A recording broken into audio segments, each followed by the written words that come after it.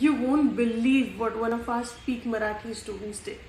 I was left speechless. तुम्ही मित्रमंडळी आपापसात बोलण्यासाठी खास भाषा तयार करता. खासचा अर्थ काय आहे? खास म्हणजे स्पेशल. आपापसात म्हणजे काय?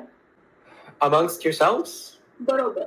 Yeah, so you are usually ready to use like a kind of special language or a language you only use with them, with your friends. Is that the case? हो ना? बरोबर. तुमची सिक्रेट्स तुमची secrets share करण्यासाठी तुम्ही अनेकदा तुमच्या खास भाषेचा वापर करता. Yeah, so you use your own special language more than one time to share secrets with them? Yeah. Okay.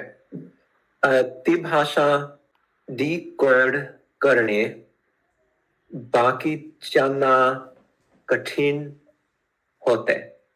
So decoding this language is difficult for other people, बाकीच्यांना.